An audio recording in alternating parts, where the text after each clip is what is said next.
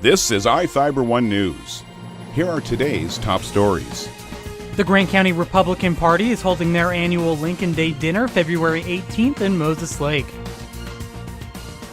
A massive mudslide in Maple Valley destroyed a home and forced several families to evacuate. An Oregon mom is ticking off things she's always wanted to do on what she is calling her leg list. From the iFIBER 1 newsroom, this is iFIBER 1 News, and it starts now. The Grant County Republican Party is holding their annual Lincoln Day dinner February 18th in Moses Lake. The event starts at 5 p.m. with a social hour before the dinner, auction, and guest speakers begin at 6 p.m. at the Best Western Hotel, located at 3000 West Marina Drive. Tickets are $50 per person and can be purchased by calling Dana Dent at 509-760-0727. This year's featured speaker is Dino Rossi, who is currently serving as the state's 45th District Senator that was left vacant when Senator Andy Hill died last year. The 45th District covers Kirkland, Sammamish, Woodinville, and Duval. Rossi previously served in the state Senate from 1997 to 2003 and ran for Washington's governor twice, losing to Chris Gregoire in 2004 in the closest race in state history. The annual Lincoln Day dinner is the main fundraiser for the Grant County Republican Party and serves as a way to show support for local, state, and federal elected officials. This is Joe Utter for iFIBER 1 News. A bunch of mud just pushed the garage into the house. Terry Connell stopped by late in the evening to see what's left of his property and pick up his dog.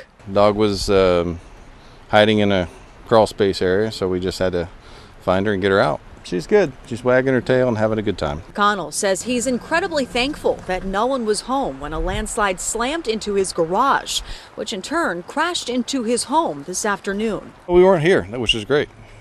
So, yeah, no worrying. His house is at the very end of a private winding road that leads to the Cedar River. This is as close as our cameras could get to Connell's home. We found this car crunched and covered in piles of mud and debris from numerous trees. Attached to the window, a bright warning sign amid the dark mess. The mudslide's really terrifying, especially because it's like right down the road. Fire officials say they uncovered the massive slide while checking out a gas leak. A big section of the hill behind us here sloughed off. It ended up taking out a garage, and it pushed the garage into the house, which rolled a 499-gallon propane tank, which created the leak. Other neighbors were advised to evacuate as a precaution. 12 homes evacuated, 2 were vacant, and 1 destroyed. And while fire officials say they're working with geologists to survey the safety of the land, the heavy rain and melting snow are causing ground to give way in other parts of western Washington. The city of Puyallup tweeted this photo of a landslide that closed East Pioneer at 33rd Street. And Bothell police tweeted out these pictures of a smaller slide that forced another street closure. And in Mason County, a similar scene, a mudslide blocking State Route 106. Back here in Maple Valley, neighbors still can't believe the lasting impacts of a strong winter storm. There was a lot of snow here, like a lot, and then when I left this morning, there was still snow on the ground, and I get here and all the snow's gone, so that's a little weird. So just like really big drastic change of the weather. I knew if I didn't make a list, none of it would ever happen. Like many people, 42-year-old Rebecca Block has been busy with life, her family, her young daughter, her job as a researcher. Just kind of struck me like, okay, there's kind of a clock ticking here. In her 20s, she was diagnosed with the same type of muscular dystrophy that has her mom in a wheelchair, where essentially your muscles just break down. I have no idea how much longer I will be, on two full legs. So she made a list. I call it my leg list because it's a list of things that I want to be able to do on my own 2 legs, with my own legs, under my own power. At the top of her list, trekking to sit with the gorillas. It's been a dream since I was a little tiny person. I wanted to teach the apes sign language. That was that was after I wanted to be a fighter pilot, of course. Also on her list, dancing at a Cyndi Lauper concert.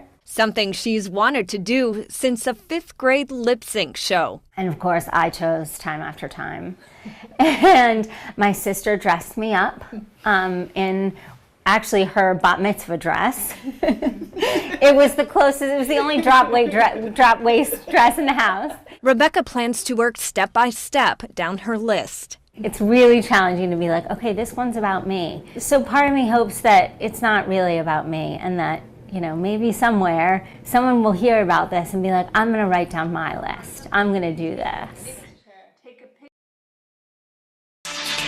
From the iFIBER 1 Weather Center, I'm Jeff Slakey taking a look at the basin's forecast. Snow for Monday with a high at 37. The lows are going to be pretty chilly in the teens. Tuesday, about 29 during the day. Maybe see some more snow on Wednesday, upwards of 5 inches possible. That turns into ice pellets for Thursday with a high of 36 and a low about 33.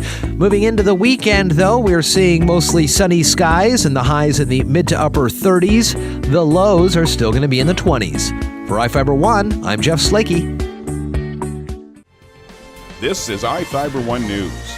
For more information on these stories and other news, visit us online at iFiber1.com or check us out on Facebook.